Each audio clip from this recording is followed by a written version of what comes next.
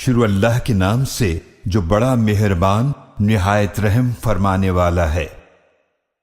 اے چادر میں لپٹنے والے محبوب صلی اللہ علیہ وآلہ وسلم، آپ رات کو قیام کیجئے مگر تھوڑا، اس رات کا نصف یا اس سے کچھ کم کر لیجئے یا اس پر کچھ زیادہ کر لیجئے، اور خوب ٹھہر ٹھہر کر قرآن پڑھا کیجئے۔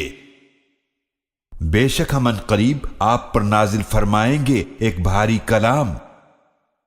بے شک رات کا اٹھنا نفس کو خوب قابو میں رکھتا ہے اور بات بھی بہت ٹھیک نکلتی ہے۔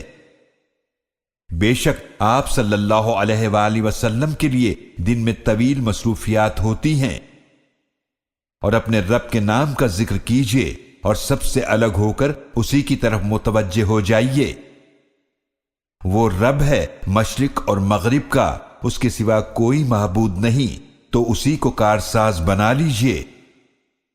اور جو کچھ وہ کافر کہتے ہیں اس پر صبر کیجئے اور خوبصورتی کے ساتھ ان سے الگ ہو جائیے۔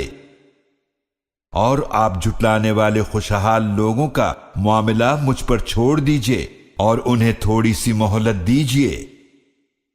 بے شک ہمارے پاس ان کے لیے بھاری بیڑیاں ہیں اور بھڑکتی ہوئی آگ ہے، اور گلے میں پھنس جانے والا کھانا ہے اور دردناک عذاب ہے۔ جس دن زمین اور پہاڑ لرز اٹھیں گے اور پہاڑ بکھری ہوئی ریت کے ٹیلے ہو جائیں گے۔ بے شک ہم نے تمہاری طرف ایک رسول صلی اللہ علیہ وآلہ وسلم کو تم پر گواہ بنا کر بھیجا ہے، جیسا کہ ہم نے موسیٰ علیہ السلام کو فرعون کی طرف ایک رسول بنا کر بھیجا تھا۔ تو فرعون نے رسول کی نافرمانی کی تو ہم نے اسے بڑی سختی سے پکڑا۔ اگر تم نے کفر کیا تو تم اس دن کیسے بچو گے جو بچوں کو بوڑھا کر دے گا، جس کی شدت سے آسمان پھٹ جائے گا، اس اللہ کا وعدہ پورا ہو کر رہے گا۔ بے شک یہ قرآن تو نصیحت ہے، تو جو چاہے اپنے رب کی طرف راستہ اختیار کر لے۔ بے شک آپ کا رب جانتا ہے کہ آپ قیام کرتے ہیں کبھی 2/3 رات کے قریب اور کبھی نصف رات اور کبھی 1/3 رات، اور ان لوگوں کی ایک جماعت بھی قیام کرتی ہے جو آپ صلی اللہ علیہ وآلہ وسلم کے ساتھ ہیں، اور اللہ ہی رات اور دن کی مقدار مقرر فرماتا ہے۔ اس اللہ کے علم میں ہے کہ تم ہرگز اس مقررہ مقدار کو پورا نہیں کر سکو گے، پس اس نے تم پر مہربانی فرمائی تو جتنا آسانی سے ہو سکے قرآن میں سے پڑھ لیا کرو۔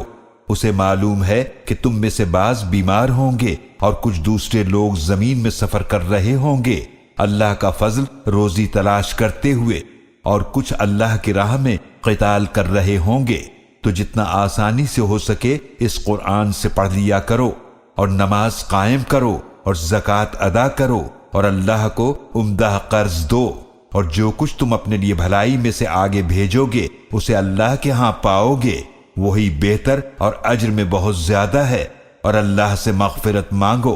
بے شک اللہ بڑا ہی بخشنے والا نہایت رحم فرمانے والا ہے۔